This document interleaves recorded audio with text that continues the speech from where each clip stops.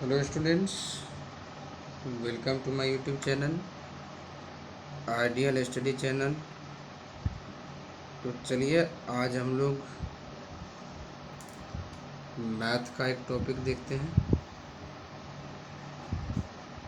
Chapter का नाम है या टॉपिक का नाम है निर्देशांक ज्यामिति। निर्देशांक ज्यामिति जिसे हम कोऑर्डिनेट ज्योमेट्री भी कहते हैं। इसके जो जनक है वो रेने दकार्ते को माना जाता है। इसके जनक रेने दकार्ते को माना जाता है। तो स्टूडेंट्स और जानते हैं इस बारे में। निर्देशांक ज्यामिति में इस रेखा को क्षैतिज रेखा या एक्स अक्ष कहते हैं। इसे भुज भी कहा जाता है। इसे एक्स एक्स डैश से सूचित किया जाता है तथा इस रेखा को वाई अक्ष या ऊर्ध्वाधर रेखा कहते हैं और इसे कोटि भी कहा जाता है। तो ध्यान रखना है, इसे भुज कहा जाता है और इसे कोटि कहा जाता है। वाई अक्ष को इसे वाई वाई डैश से सूचित किया जाता है।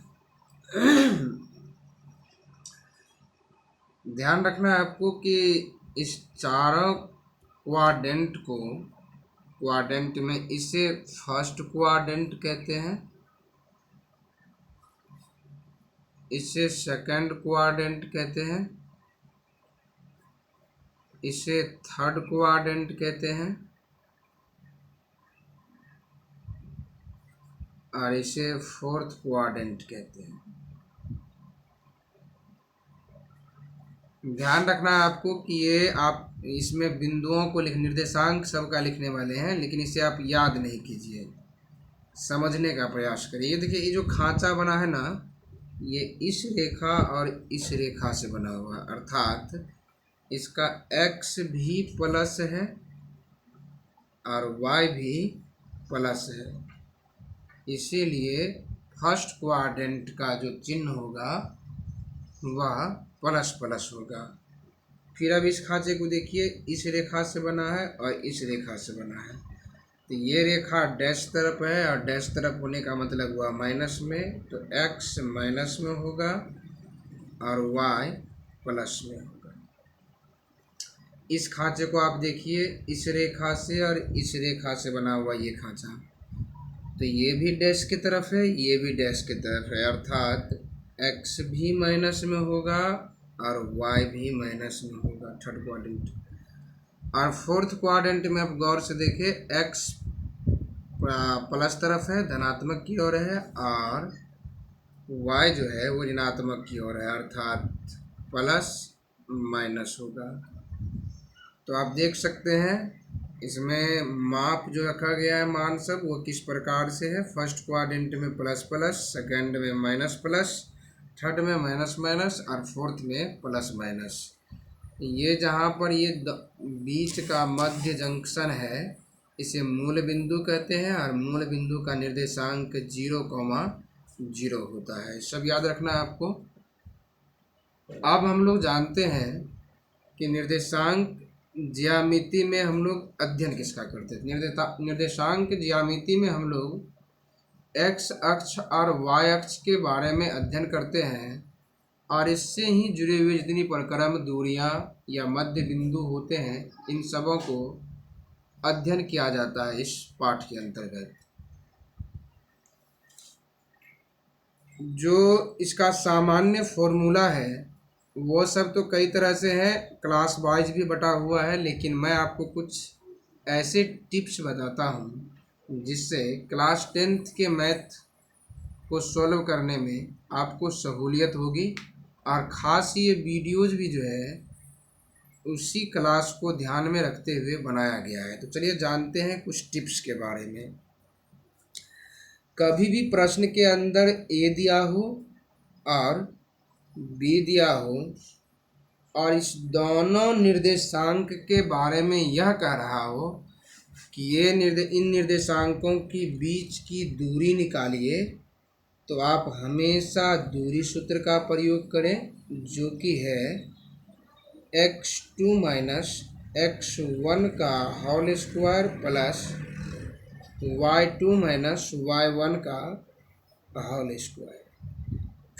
ध्यान रखिए यहाँ a और b में दो निर्देशांक आपको दिया रहेगा, जिसमें से पहला वाला को x1 y1 मानना है और दूसरे वाला को x2 y2 मानना है। ठीक है। अब यदि इसी तरह से a और b दिया हो और आपसे मध्य का बिंदु P कह दिया जाए ज्ञात करने के लिए, तो इसका निर्देशांक x कोमा y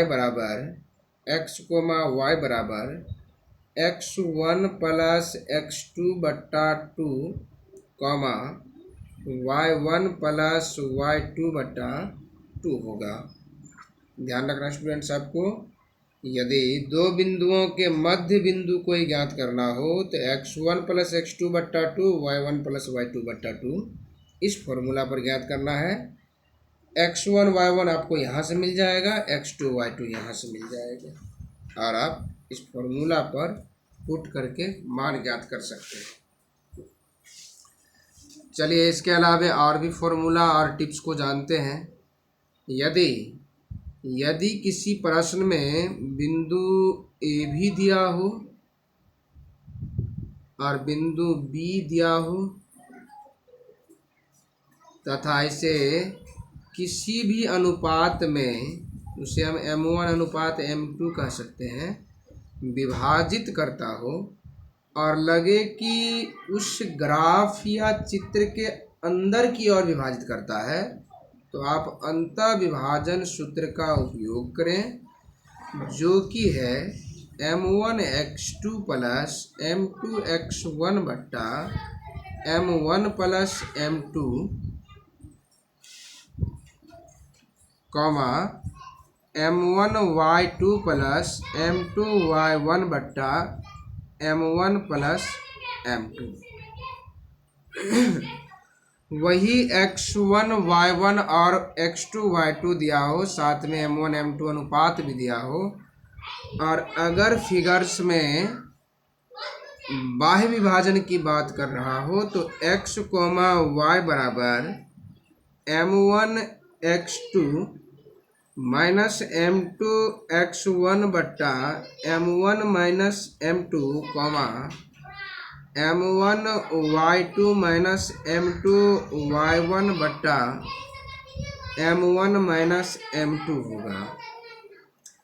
स्टूडेंट्स, विभाजन को लेकर के कई बार सवाल भी इस तरह से पूछ लेते हैं कि A और B दो बिंदु दिया हुआ है, इसे आप समत्रिभाजित करें, साथ ही इसके निर्देशांक भी ज्ञात करें।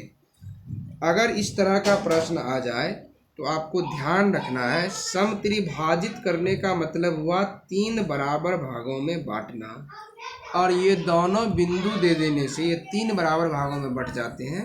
एक पार्ट ये हो गया, एक पार्ट ये हो गया और एक पार्ट ये हो गया।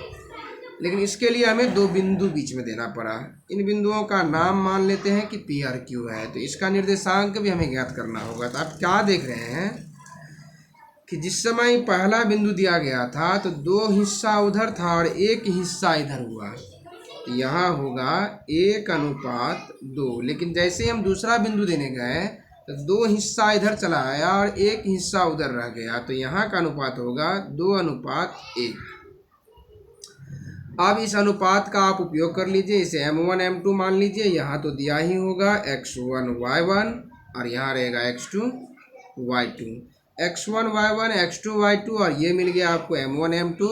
इस तीनों का विभाजन सूत्र का उपयोग करके यहाँ एक निर्देशांक ज्ञात कर दें और पुनः वही करें, x1 y1 x2 y2 और m1 m2 का मान यूज करके फिर इसका भी निर्देशांक ज्ञात कर दें। उम्मीद है आपको ये टिप्स समझ में आया होगा।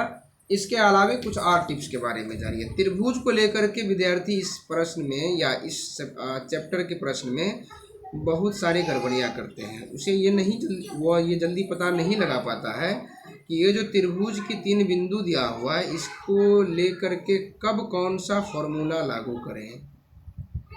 आइए हम जानते हैं इस त्रिभुज के केस को कैसे सॉल्व करें।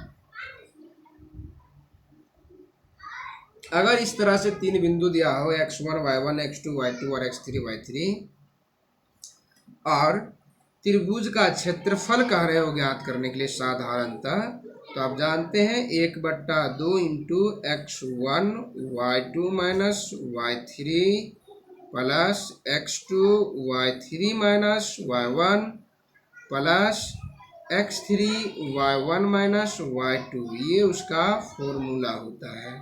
लेकिन यदि ये तीनों बिंदु संरेखी हो तब संरेखी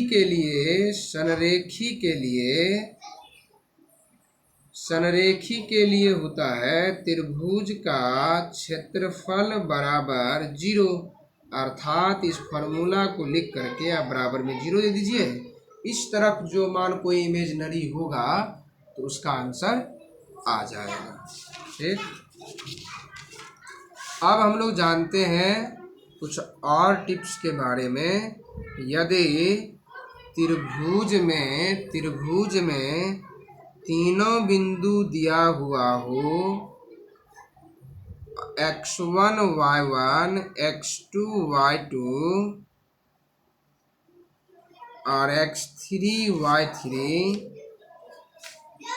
और केंद्रक ज्ञात करना हो, हमें क्या ज्ञात करना हो, केंद्रक। ये देखिए इसी को कहते हैं केंद्रक जी। तो केंद्रक बराबर फॉर्मूला होता है केंद्रक जी बराबर x1 plus x2 plus x3 बटा 3 comma y1 plus y2 plus y3 बटा 3। आप इस फॉर्मूला का उपयोग करके उसे हल कर सकते हैं। तो चलिए अब हम लोग जानते हैं त्रिभुज से जुड़े कुछ निर्देशांक ज्यामिति से जुड़े कुछ और फैक्ट के बारे में।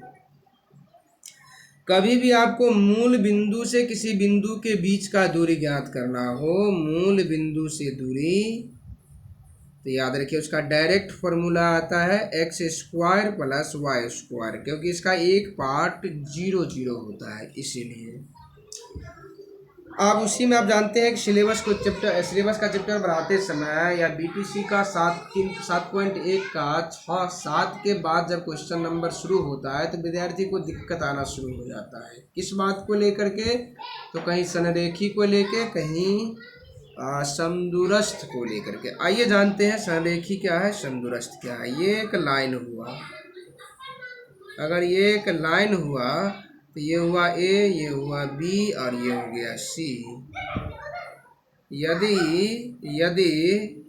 ए बी के बीच की दूरी ए सी और बी सी के दूरी के योग के बराबर आ जाए तो वह बिंदु संरेखी होगी, नहीं तो वह संरेखी नहीं होगी।